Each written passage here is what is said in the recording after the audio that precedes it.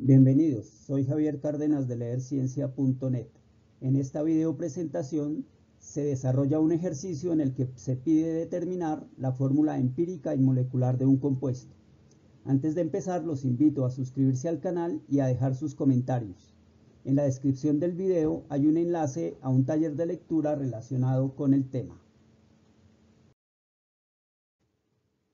El ejercicio dice así: la nicotina, constituyente tóxico del tabaco, tiene peso molecular de 162,2 gramos mol y la composición porcentual siguiente: 70,07% de carbono, 8,65% de hidrógeno y 17,28% de nitrógeno.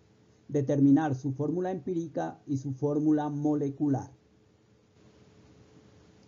Primero se halla la fórmula empírica organizando la información en una tabla como la que se ve en la figura.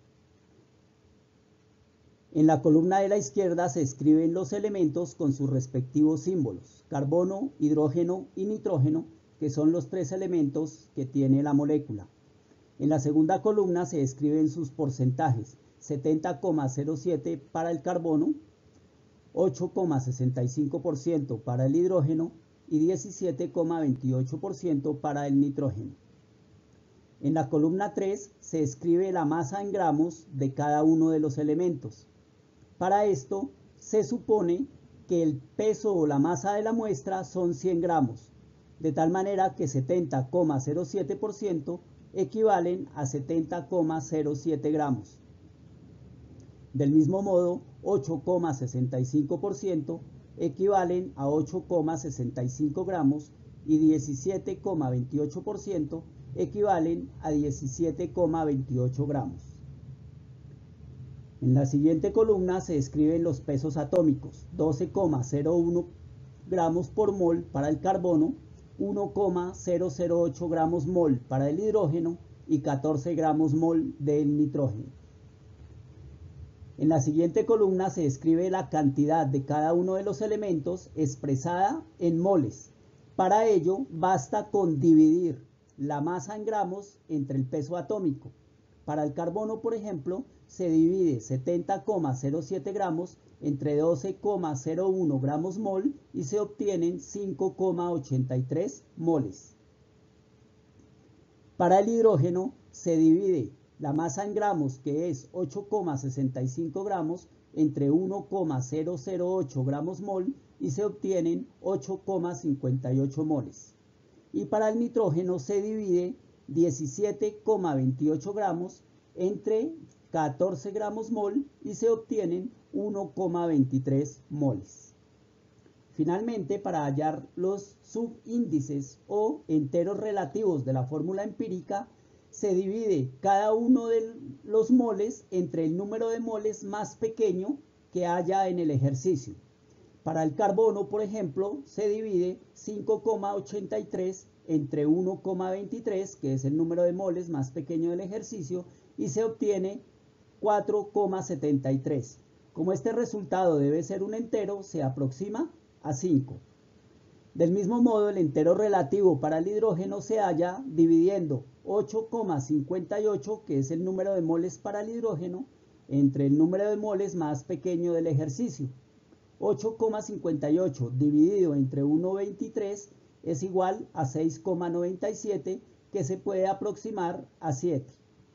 Y finalmente, el entero relativo del nitrógeno se halla dividiendo el número de moles del nitrógeno entre el número de moles más pequeño del ejercicio, que en este caso es el mismo, y por lo tanto la división es igual a 1. Una vez hallados los enteros relativos, se procede a armar la fórmula empírica. Se escribe entonces cada uno de los elementos con su respectivo subíndice. Se escribe entonces carbono 5, C5, hidrógeno 7, H7 y N1, teniendo en cuenta que el subíndice 1 no se escribe. Como es una fórmula empírica, debe escribirse entre paréntesis y con una N a manera de subíndice fuera de este paréntesis. Entonces, la fórmula empírica del compuesto es C5H7 N. Posteriormente se determina la fórmula molecular. Para determinar la fórmula molecular se tiene la siguiente información: la fórmula empírica y el peso molecular de la sustancia. Con esos dos datos es posible calcular la fórmula molecular en dos pasos.